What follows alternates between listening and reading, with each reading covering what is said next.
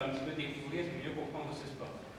La première chose à savoir, c'est qu'il y a 3 armes, l'épée, le fleuret et le sabre, et que les règles et les pratiques sont légèrement différentes. Donc, je vais maintenant laisser la parole à Thibaut, Mohamed et Adrien pour vous présenter la première de ces armes, à savoir l'épée.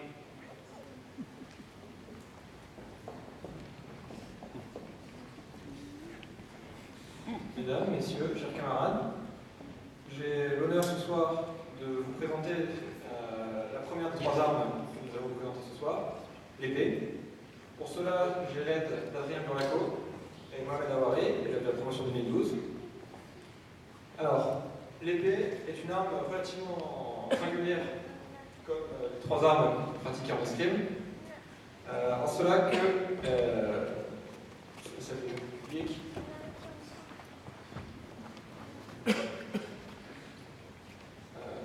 mettez-vous derrière le encart.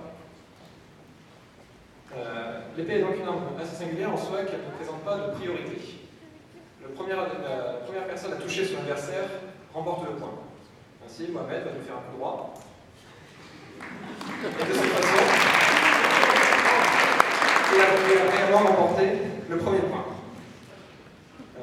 De même qu'il n'y a pas de priorité, il suffit que la lumière qui s'allume quand on branche un électrique, ce qu'on n'a pas fait ce soir pour des raisons techniques, s'allume pour que le point soit marqué. Et donc, si les 2 lumières s'allument, comme c'est le cas lorsque les 2 adversaires se touchent en simultané,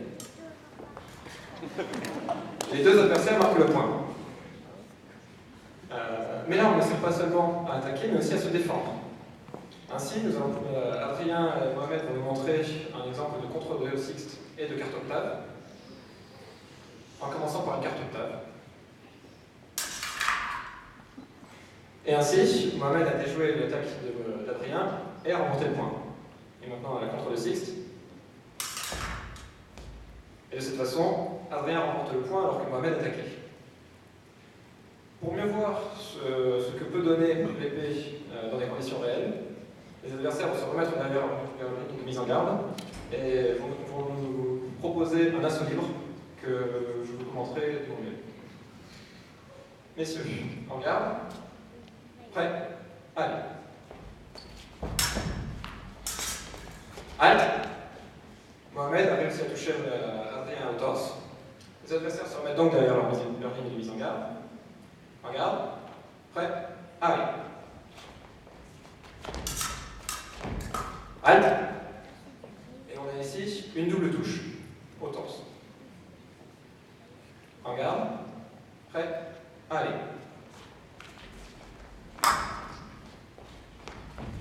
Halte. Et encore, Adrien a réussi à toucher Mohamed à la cuisse pendant que Mohamed le touche au torse. Double touche. En garde. Prêt? Allez.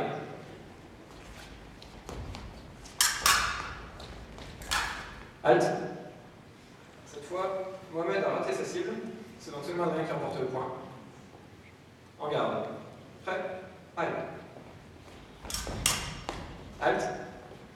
Adrien touche Mohamed à la cuisse encore. En garde. Prêt? Allez. Halte. La touche au tibia, puisque, contrairement aux 2 autres armes, l'épée a cette particularité de pouvoir toucher sur tout le corps. Donc le tibia compte aussi, tout comme la pointe du pied. Messieurs, en garde. Prêt? Allez. Halte. En garde. Prêt? Allez.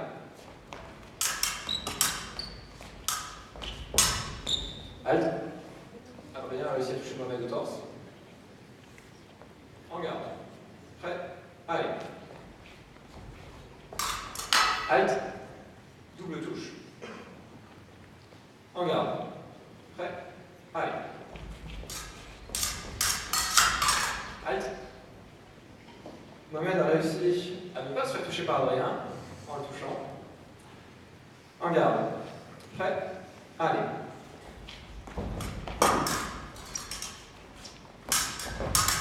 Halte. Et c'est Adrien qui remporte la touche finale de ce match, puisque nous allons maintenant laisser place au fleuret.